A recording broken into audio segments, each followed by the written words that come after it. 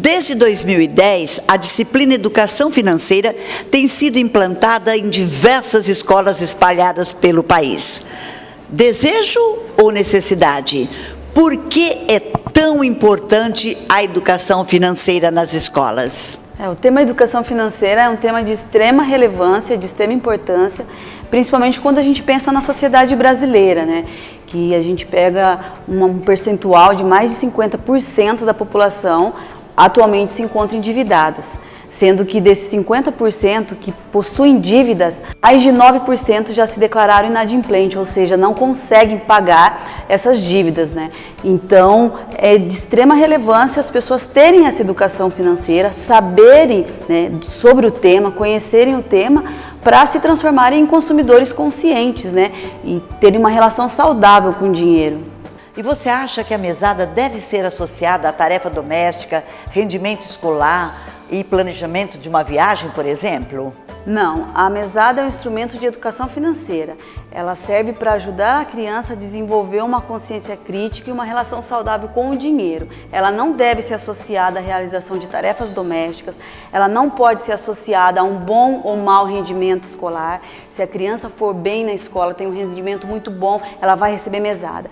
Se ela tiver um rendimento ruim, a mesada será cortada. Não, de forma alguma isso pode acontecer, porque a mesada é um instrumento que vai auxiliar a aprender a lidar com o dinheiro, rendimento escolar, a tarefa doméstica ou um planejamento familiar, a família está decidindo viajar, então esse planejamento de uma viagem não pode ser associado ao rendimento de uma criança na escola, por exemplo. Se ela for bem na escola, ela vai receber uma mesada e com esse dinheiro nós vamos viajar. Não, de nenhuma forma, a gente não pode associar a mesada a nada que não seja o uso consciente do dinheiro. E quando os pais devem presentear os seus filhos? Presente, né? Pensando na nossa sociedade hoje, onde os pais eles têm uma carga de trabalho excessiva, né? Muitos pais costumam presentear os filhos até como uma maneira de tentar suprir aquela falta, né? Aquela ausência dos pais durante a semana, durante o dia. Então, quando presentear os filhos?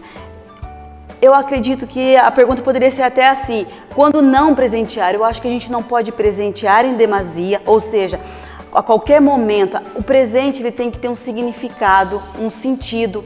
O pai precisa ter um critério para presentear. Então, utilize datas como um aniversário. Olha, você está ganhando esse presente porque hoje é o seu aniversário. Ou hoje é um dia muito especial porque você conseguiu uma conquista. Então, presenteie seu filho, mas com critério. Nós não podemos substituir, né, a nossa ausência por presente. Eu acho que o maior presente que uma criança pode ter é a presença dos pais, né, na rotina, no dia a dia. É isso que a criança precisa. Ela precisa da presença dos pais, não de um presente. Muitas vezes um abraço ele tem muito mais significado do que um presente material que para o pai custou muito caro. Então, é isso que a gente precisa pensar, ter um critério para presentear, não presentear a todo momento, utilizar algumas datas, alguns momentos especiais. Qual dica a mais você daria aos pais para educar seus filhos a lidar com o dinheiro? Nós encontramos várias dicas, né, em relação a como fazer o filho a lidar com o dinheiro, a se tornar um adulto responsável. Primeiramente, eu acho que o pai ele tem que mostrar para o filho que existe uma diferença básica entre o desejo e a necessidade. O que é que a gente precisa e o que a gente quer. Porque a gente a cada momento está sendo bombardeado com muitas propagandas, que elas vão criando necessidades que até alguns segundos atrás a gente não tinha. Então, em primeiro lugar, fazer com que as crianças percebam essa diferença entre o querer, né, e o necessitar, entre o desejo e a necessidade. Isso é uma chave. Depois, mostrar para a criança de onde vem o dinheiro, que o dinheiro vem do trabalho, a criança precisa valorizar o trabalho dos pais, perceber que para a gente conseguir algo, nós precisamos conquistar, e conquistar principalmente através do trabalho. O trabalho é algo que precisa ser valorizado. E outras dicas, o cuidar dos bens que ela possui, de um brinquedo, de uma mochila de escola, de um livro, tudo pode ser reutilizável. outras pessoas podem receber o que você tem. Então, ensinar a criança a doar o que ela tem também, a cuidar do que ela tem, a valorizar o que ela tem e doar. A doação é muito importante. As pessoas, quando falam de educação financeira, elas falam muito em poupar. A gente tem que ensinar o nosso filho não só a ser um bom poupador, um bom gastador, mas um bom doador também. Ela precisa valorizar e doar. Existem muitas crianças, existem muitas famílias que não têm acesso a muitas coisas que nossos filhos às vezes têm. Então, mostrar para eles essa realidade que é diferente. E outras dicas em relação ao consumo consciente mesmo. Pequenos gestos dentro de casa, como apagar a luz quando sair de uma sala, desligar uma televisão. Isso são pequenos gestos de consumo consciente, onde que isso reflete no final do mês uma conta de energia bem menor, por exemplo.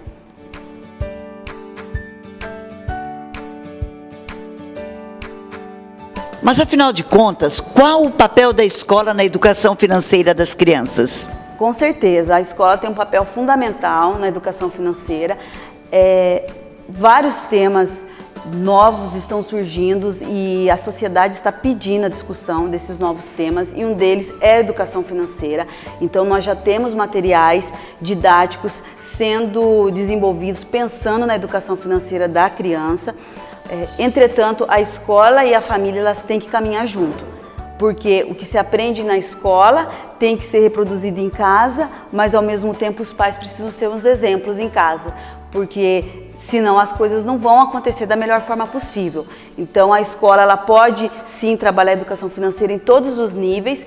A educação financeira é uma disciplina mas ela é interdisciplinar, ou seja, a gente pode falar de educação financeira numa aula de matemática, desde um cálculo de juros, numa aula de biologia, numa aula de português. A gente pode interpretar textos relacionados à economia, nós podemos falar do uso da água, do consumo consciente.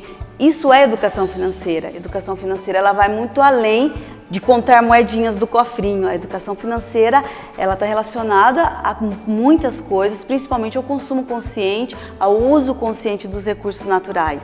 Os nossos telespectadores estão na maioria dos estados, onde a renda, na maioria das vezes, é muito baixa.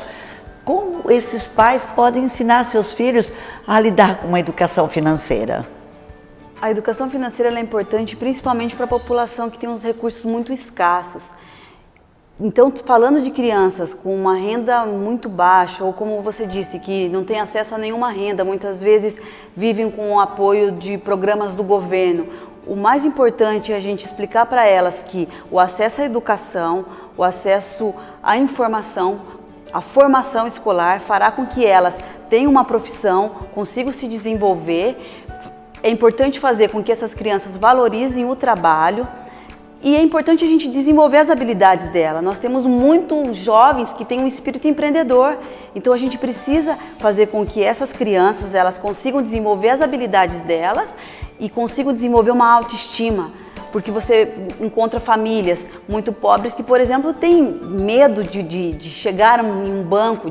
Eles não sabem que eles podem abrir uma conta, eles não sabem, eles têm medo, eles têm receios, né, de ter acesso às vezes a coisas que são acessíveis a eles. Então, a informação é acessível. É importante que a educação chegue até eles.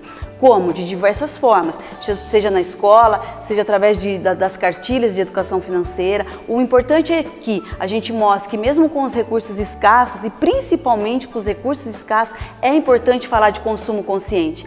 Principalmente essa população que tem os recursos muito escassos, precisa desenvolver essa consciência crítica em relação ao dinheiro e em relação ao uso dos recursos como um todo.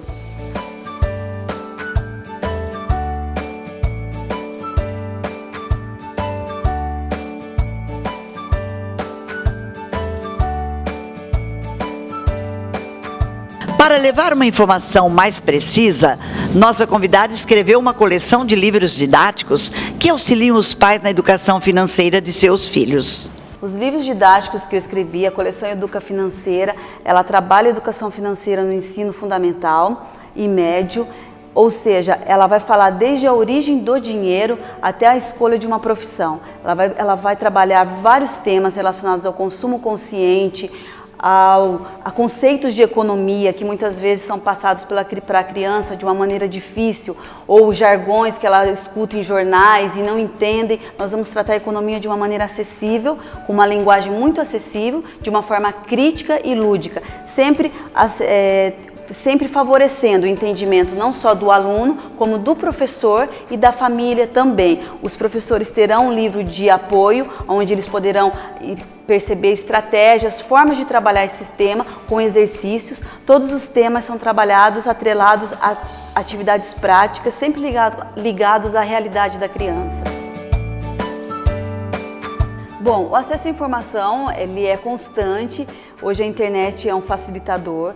O site, por exemplo, www.educafinanceira.com.br traz vários textos sobre várias categorias de assunto, desde o beabá da economia, onde a gente aprende o que é uma taxa Selic, até dica para os pais de como educar financeiramente os filhos, como fazer uma viagem gastando pouco, a utilização dos recursos, falando de consumo consciente. Então, o acesso a esse site, por exemplo, www.educafinanceira.com.br, é um facilitador, mas a gente encontra vários livros, vários blogs que hoje falam sobre o assunto.